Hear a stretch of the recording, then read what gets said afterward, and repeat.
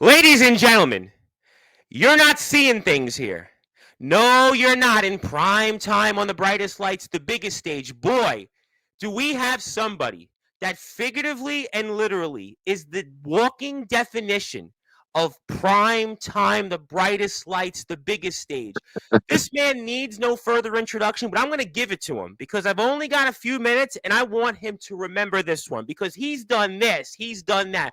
Oh, I don't know, only being an ECW and an NWA world champion. Oh, I don't know, being one half of the first ever SmackDown tag team champions. Oh, I don't know, that moment in WrestleMania 17 where he debuted in WWE. Oh, how about just recently being a TNA Impact Wrestling Hall of Famer? Oh, I don't know. How about his own company right now, IWR, where, boy, they're one of the hottest things around going. They got a huge show coming up. We're going to talk about that. How about, boy, that PWI 500? You know, when I was a kid growing up in Brooklyn, every chance my parents gave me an allowance, it didn't happen too much. I would read the PWI 500. I would go to a little newsstand on 76th Street and 5th Avenue, and I would read, and I would see this guy, Rhino, an up-and-coming wrestler, an ECW, and he was, oh, by the way, the last proper ECW world champion. And here I am all these years later, and I'm talking to him. No, you're not seeing things. I am going to give our guest an introduction that so many others have gotten, maybe even a couple of guys he's heard of, like some guy, Dean Allmark, a British wrestling legend, a very good friend of mine, and a slew of your favorites. But I'm going to give him that introduction. Well, let's just say I can't quite be the War Machine. I can't quite be the Man Beast. But I think when it comes to the promos, I think this introduction will be one that'll last a lifetime, and especially if you're a fan here of Sportzwire Radio. So, ladies and gentlemen, it is time to give our guest that introduction. So, ladies and gentlemen, it's time now to finally bring him on. You've been waiting for it. Everyone's talked about it on Instagram, Facebook. Thank you to everybody who shared my post. Thank you specifically to a few people, Jason Storm, CC Money, CJ Black, and Jack Delta. This one's for you. So, ladies and gentlemen, let's get ready to rumble. So, with that,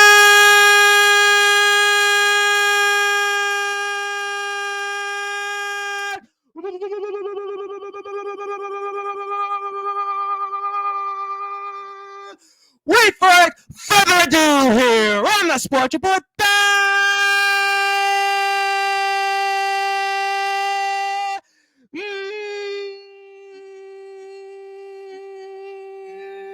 Number one,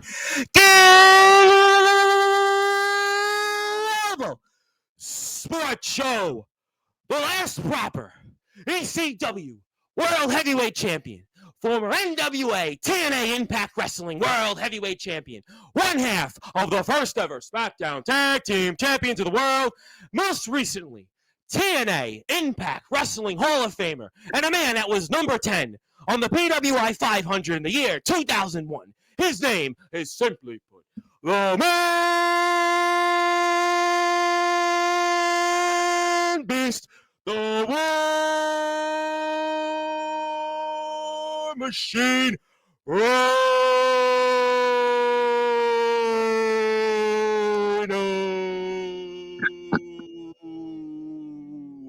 My friend, how are we doing?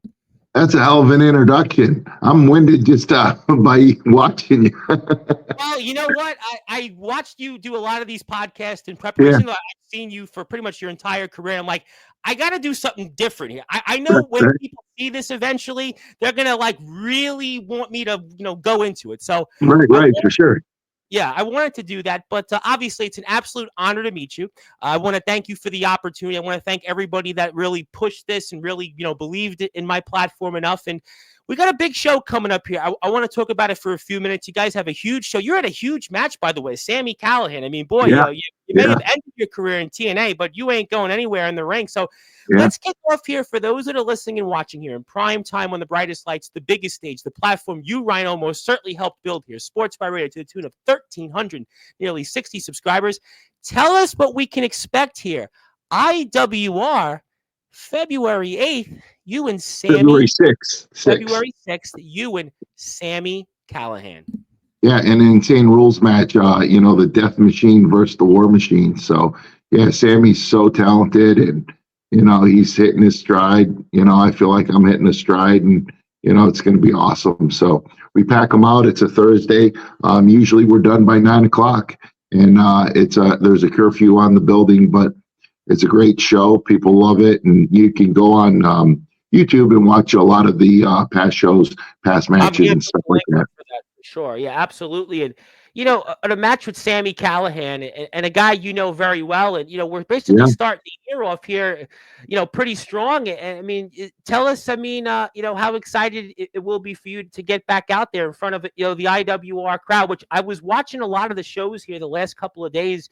You've Yeah. been. I'm not going to bring up Johnny Bravo to you, but I will Yeah. certainly bring up at least the IWR fans. I mean, boy, that's what I love about wrestling. I do a lot of independent wrestling here on this platform, guys from all over the place, and that's to me what I think about most about the IWR product is the fans, and that's why it's got Yeah. to be exciting for you to be in front of them here coming up here on February 6th.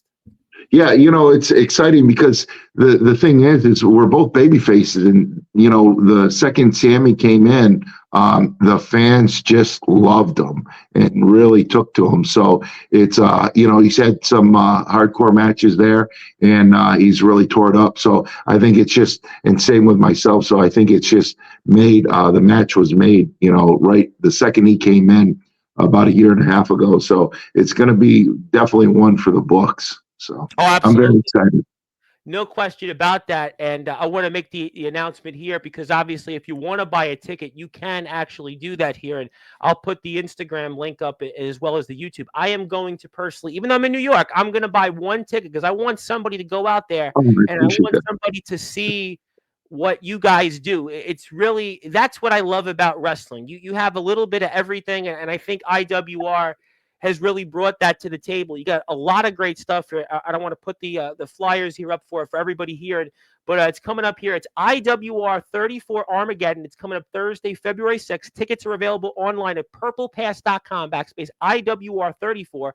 General admission tickets are available also at Our House Games LLC, and it's going to be the Death Machine, Sammy Callahan, against the Man Beast Rhino. So definitely join the revolution. I'm joining the revolution. You better join it. And it's a list of great matches here. And we got a lot to talk about in a short amount of time. And I'm very excited about it. And also, really quick, we have a WrestleFest here coming up. I put the flyer Yeah, up for the audience. yeah, And let's talk about that for a few minutes. May 2nd and May 3rd. Really yeah. exciting what we see.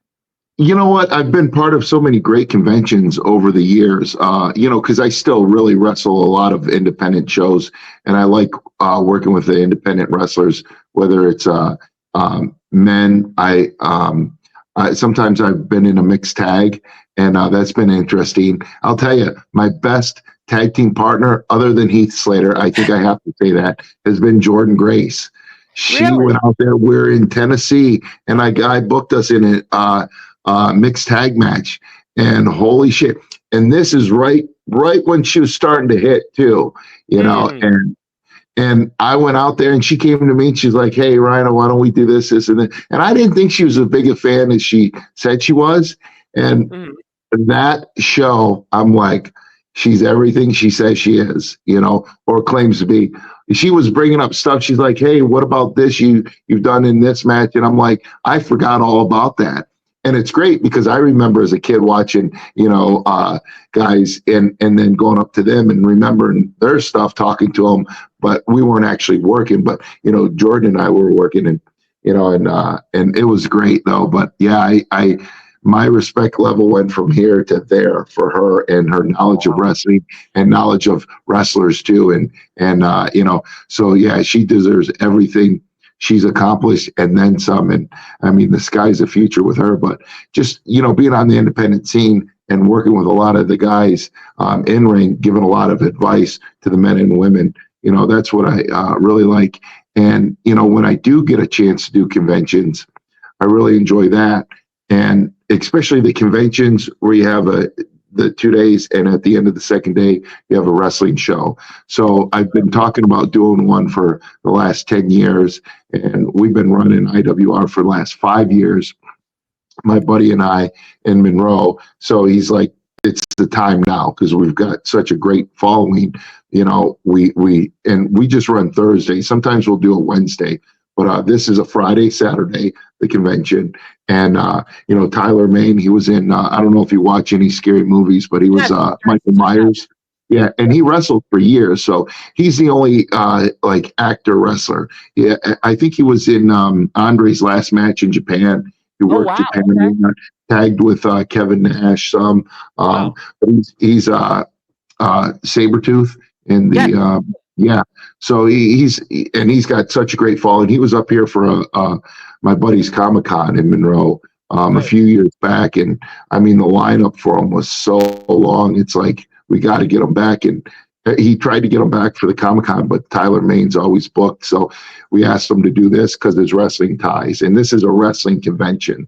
So we do have some vendor tables left. If you go on there, you're looking, and then we've got more guests too, like Victoria. We're signing more and more, so we'll bring them out as the days go by. So, but yeah, well, that's very exciting. Exciting to see a mix of different things. You get to see wrestlers, you get to see those that have been in the horror world. So that's kind of cool. It certainly differentiates with some of the other things that you see. Right. I got to ask you this question. You obviously have been around and you've done so much. You're a TNA Impact Wrestling Hall of Famer, but what advice would you give to any up and coming wrestler? You know what? I like to joke around and say, get out of it. But, a lot of veterans, when I was coming up, that's what they would say. I come from the world of politics, and people told me, you're in politics? I'm like, like, get out of that. So I've heard that. Right. So, but, you got to follow your passion. I always tell people, and I make sure they understand, don't get confused and think I'm trying to be a Vince McMahon or a Tony Khan or a Scott D'Amore or whatever, right? Or Ariel, he's running TNA, and Anthony now. But I tell them, I go, how you practice is how you perform on game day. So independent promotions are practice. You have to practice perfect. And I'm not taking away from any independent show, but you have to show up on time. And I tell people, don't go out there and do crazy stuff and moves that you haven't worked on and stuff like that. What I mean by practice perfect, and like my shows, the IWR shows, or any other independent shows, it's show up on time.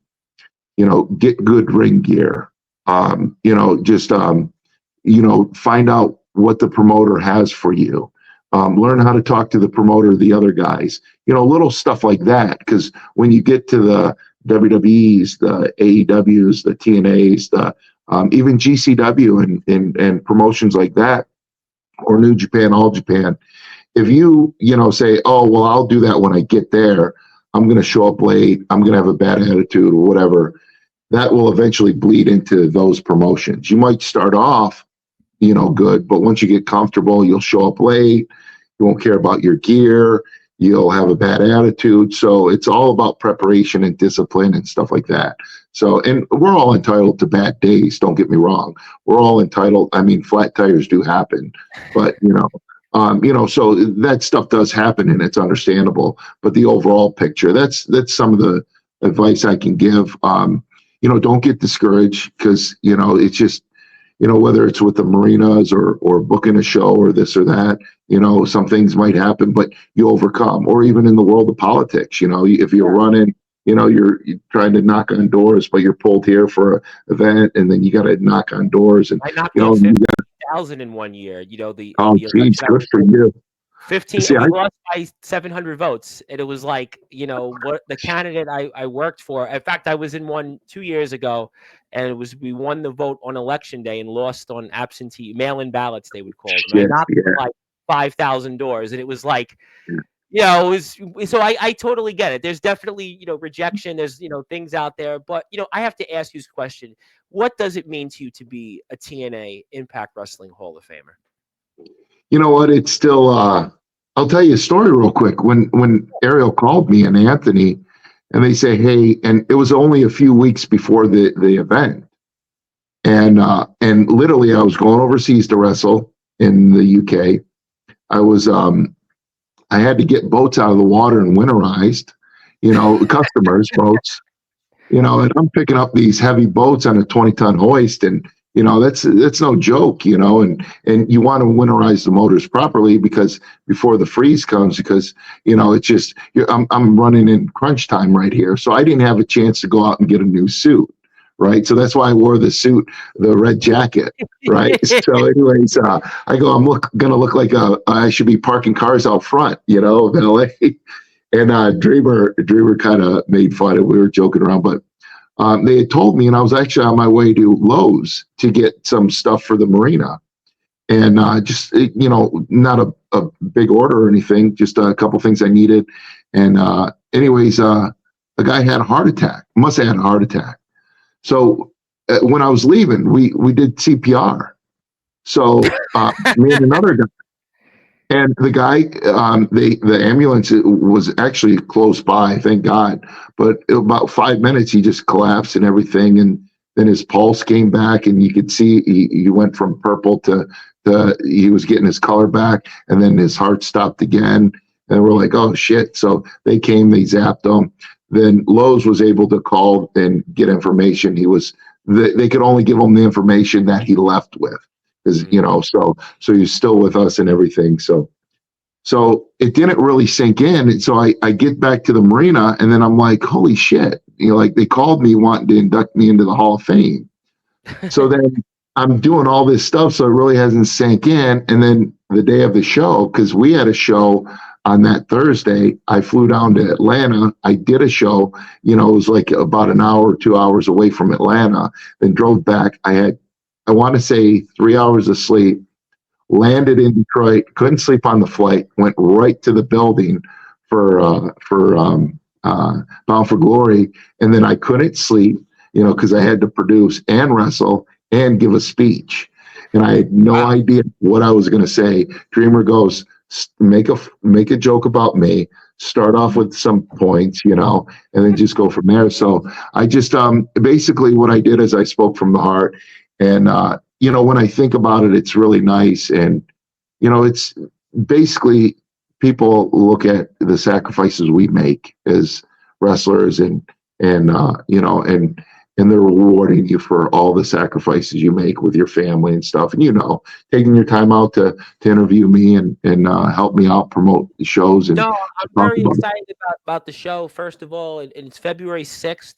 It's IWR Armageddon, Sami Callihan and Rhino. You got a slew of other great stars in it. I'm excited about it. I'm donating one ticket to the show. So please go to purplepass.com backspace our IWR 34. You're going to see a slew of other stars out there. I mean, we got the Special Forces with Johnny Bravo, the Rascals. The Rascals have been red hot all over the place. Oh, hell yeah. I'll tell you, Myron. Oh, go ahead. Oh, go ahead. You got it. Go ahead. Yeah. So like Myron Reed, I mean, he's so talented. I'm going to tell you a quick story, and I really couldn't convey it in the picture, but and you see a lot of great things at Independence.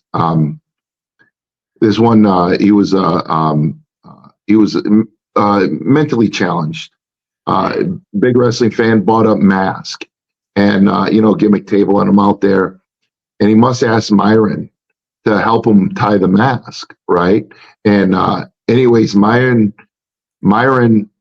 just such an act of humanity and kindness, and the laces were all messed up, and that's probably how he bought it. And Myron just taking the time to make sure it's on correctly, it's fitted correctly. And this young gentleman, he was waiting patiently, and Myron squared him up so cool. I'm like, if that doesn't tell you what kind of guy that person is, like, I don't know what will. But and Myron's always great attitude. I've never heard anything bad about him, but just such an act of kindness. It actually almost it touches me now that I think about it. But what a great human being, just helping another person out, and not because he was a wrestling fan, just to help him out. And man, he squared up that mask. I almost bought one so he could put one on me.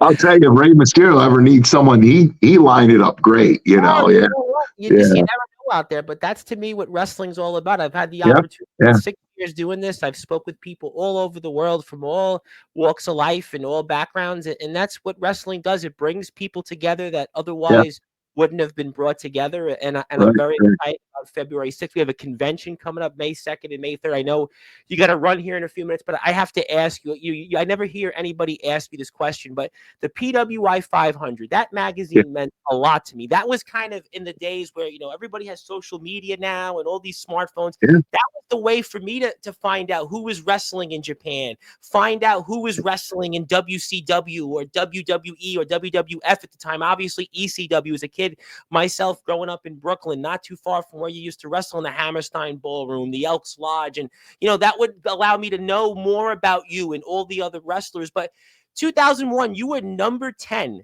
in the yeah. PWI. I never hear anybody ask you that question. What did that mean to you? Nobody. You know what? Actually, that's a great question. But when I don't think anybody called me, I just seen it. Like, and I'm like, holy shit! Like, I'm number 10. I got the full page.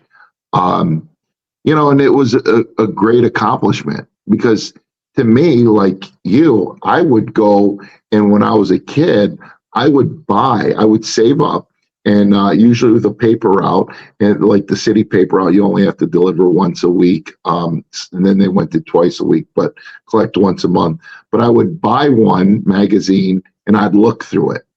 Then I'd buy a separate one where I didn't even open it up, no creases on the page. I actually still have the magazines. But anyways, it was like for a couple years. But and then when the PWI 500 came out, and my first year, I think it was 96 or 97. You're I like think it was 97. 490 something, and then you Yeah, started I moving was. up the ladder. Yeah, And then yeah, I was ranked. 2000, you hit 19, and then 2001, you hit number 10, which is like Yeah, number 10. You think about like that's who a would big be deal. in that era, and you were right there. I think to me that's an unbelievable accomplishment. I know Yeah, the Hall of Fame is that. There's no question. Kurt Angle's in it, Sting's in it. There's only a rarefied air in the TNA Hall of Fame. But being number 10 in that era, that was the peak of the Attitude Era. yeah, And you just came yeah, into WWE. I know you were the last proper ECW champion. You were unstoppable in ECW, but number 10 is just like, it's like, for example, if you were a music fan, you opened up the Billboard 200 and yeah, you were number 10 on the Billboard 200. To me, yeah, that's the same thing, being number 10 on the PWI 500. Just unbelievable accomplishment. yeah.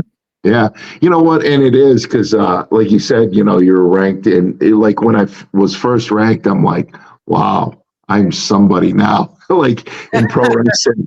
And then to get to number 10, you're just like, and you got that full page, and it was just one of those things. And yeah, you said like during that time there were so many great talents out Right there, there with them. You were right there, and that's and an unbelievable accomplishment to be number 10 of, especially that list in that era. The depth that there was from all those the three promotions at that moment were ranked for a portion of that year, and to be number 10, I think an unbelievable accomplishment. Just as much as we're going to see you coming up here in IWR on February 6th, and Sammy Callahan and a slew of other people, and I'm excited about everybody else. Should be purplepass.com, the LLC backspace IWR34. I'm going to ask you one more question because I know you got to go to Big Daddy's Boatyard. You got to go spear and gore people. You got a yeah, whole bunch of things out there you're going to do. But, being the last proper ECW world champion, what did that mean to you? you know what? When I was actually what we forget, and I even forget to talk about. But I was the only one to unify two titles because I had the TV television title. title, and then I had the heavyweight title, and that was such a great accomplishment for me. It ranks up in Hall of Fame and all that when they recognize you. And I wish I wasn't the last one. I wish it was still going. But like a lot of other wrestling fans and wrestlers, it was such a big moment in their lives, and especially in that New York area, I know Midwest. my stuff, your matches. There was a kid, I know I was like 10 at the time, but like there was a kid that used to burn, or he would like copy, stuff from wherever it was, and he would just burn it on a VHS. And I would like Yeah, buy whatever little money I had to yeah, convince, to find whatever ways I could at that time you can imagine. I would buy ECW VHS tapes, and I still yeah, have them somewhere in my house. I still have them. I mean, I don't know where they are. I'm sure they're worth a lot of money, but you were on those tapes. Some of them. I remember when you debuted in early 1999. So for me, especially growing up in Brooklyn in the shadows of ECW, even as like somebody who was 9, 10, 11 years old, that was like a big deal. That was a big deal to see you out there and then to see you here. Yeah, I mean, it was sad when ECW closed, but you've done some amazing things since. I mean, you were also an NWA world champion. I think that's a cool thing. Not too many guys can say they were an ECW and an NWA world champion. Your WWE career, reinventing yourself after the 4-year layoff and doing what you've done, and WWE SmackDown Tag Team Champions first one, a slew of other great things, Big Daddy's Boatyard, and I know you obviously have a lot to attend to. It is an absolute honor to have you. Well, let me jump in on that. I've got a few more minutes. I'm doing a few interviews and stuff in Big Daddy's Boatyard, but anyways, like I was at Ring of Honor too, and in like 2012 for like 2.5 years. And actually Cornette was the one. And that was a lot of fun too, because I got to work with guys. That's kind of interesting in itself, right? Cayman. What's that? Well, here, I'll tell you another story I don't talk about a lot. When I worked out in Detroit and for ECW, I never knew Paul Heyman and Cornette had heat, right? At this point. This was in the 90s. So anyways, Pee Wee, the referee, he said, "Hey, I'm going to go," because Paul said, "Hey, stick around after the show. I want to talk to you." Because after the show, they would do the interviews and everything, and they do them in different spots. So it wasn't like on a set, or in one location. So finally, at 3:00 in the morning, Paul's done with the interview, and we're still at the building in Detroit. And he calls me over, and I'll never forget. He calls me in the locker room, and there's a hallway. And then he stops, and then he's talking to me, and he goes, "Did you ever try to get to WWE or TNA or WWE or WCW or WWF at the time?" And I said, "Well, this and that." And I go, Jim Cornette really liked me, tried to help me get into WWF, got me a dark match. And he really thinks highly of my wrestling and all that. And I'll never forget, he goes, "Huh. We agree on something," and looks back at me, and I can see it like it was yesterday. And it's more than 20, almost 26 years ago. Yeah. Wow. And literally Pee Wee goes, "Hey," he took off at 1:30. He goes, "I can't stay around any longer. I'm going to go home. Call me right when you get home." So I get home about 4:00 in the morning. By the time I get home and get situated. So I call him up. I go, "Hey," he goes, "He gave me a job." He goes, "Great. We'll get on the road, blah, blah, blah." And then I had never met Sabu prior to that. Believe it or not, we never crossed paths. But he was a Michigan guy also, the irony. Yeah. He only lived in, we just barely missed each other on shows and stuff like that. So anyways, so I go, "One thing, Pee Wee," and I go, and I told him what I just said. He goes, "Oh yeah, him and Cornette hate each other." And I'm like, "Oh, I'm glad I'm that thing that bridges them together." They agree on one thing, they like my work. I'm glad that they did, but I have something for you. I want to put it up on the screen before I let you go, because I wanted to make it personally that every January, it is Rhino Day on all Sportswire radio platforms, on Twitch, YouTube, Tumblr, LinkedIn, TikTok, Instagram, Facebook, you name it. Sports Report X on my Facebook page, my website below. It's Rhino Day. I can't stress enough how important it is to have you here, and I want to thank everybody that really pushed this for me. For you to be here, you being on this platform is, when people see this, it's going to be a huge deal, and I can't obviously thank you enough for that opportunity. purplepass.com/IWR34, where you can buy a ticket to IWR Armageddon. Sammy Callahan and Rhino are going to be in action. Oh, I cannot wait for that. I'm donating one ticket. I hope you do so as well. I'll give this to you when we're off the air, but I want to give you the floor. I want to give you any closing thoughts, anything else you want to plug, share, or say, sir. The floor is absolutely yours. Well, thank you for taking your time. But, I try to tell the wrestling fans, if there's ever a show you're on the fence about going, go. because there's going to be something great that happens. Whether it's a WWE show, whether it's a TNA show, whether it's an independent show, whether it's an AEW show. I'll never forget my buddy. He was on the fence about going to the one show. It was a big show when Brock suplexed him and the ring broke. Oh, yes, in 2003. Yep. Yeah, that was one. And then there was another one, an independent show that something great happened. Our last show, Tommy Dreamer was on. I saw it. Yeah, and the table wouldn't break. Nick Nemeth was there. They were in a tag match. I ended up bringing a table out and then putting Bravo through one. That table, it was hilarious because you know what you notice, and I learned this from Undertaker, and I try to pass on my knowledge. When people are so invested, they don't leave their seat. They don't leave, when the show's done. And nobody was leaving. Like everybody was standing because the table, actually, Matt Cardona actually texted me because I'd like to bring him in, and he goes, I want a shot at that table. That won't break. Here's another thing, that table, we actually might have people sign it. So when they come in, wow. But and anybody that wants to try to break it, PCO, he couldn't break it. Yeah, because that table was it was set up, and they DTA, they tried to choke slam him through it. It went on the outside in the first ever Monsters Ball match we had, IWR Monsters Ball match.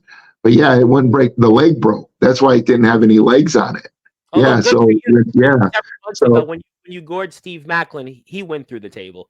Oh yeah. He went through that table. So not all of our tables are built, industrial strength. So, but this one is, and it's going to be funny to see how things,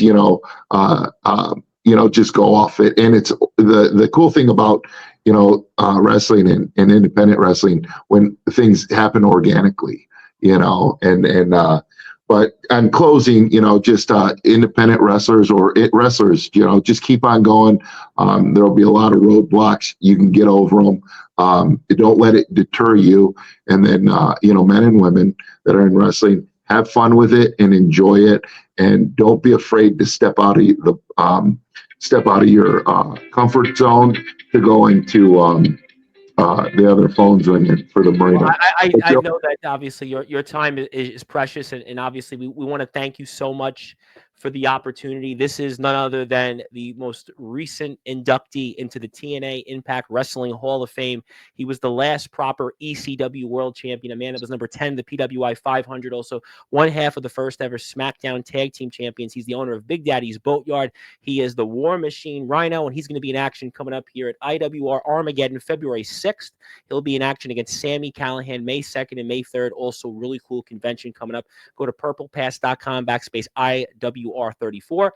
My friend, thank you so much. My name here is the Reverend Tom Bryce, your voice figuratively and literally. We're all Wrestling Matters here on Sportzwire Radio. You can check us out anytime on YouTube at Sportzwire Radio 6579. Congratulations. Thank you so much for giving us this opportunity, sir. I can't thank everybody enough here. And we'll hope to see you here one day again. And thank you for this opportunity. And we can't thank you enough. Thank you for giving me my day, too. Oh, okay.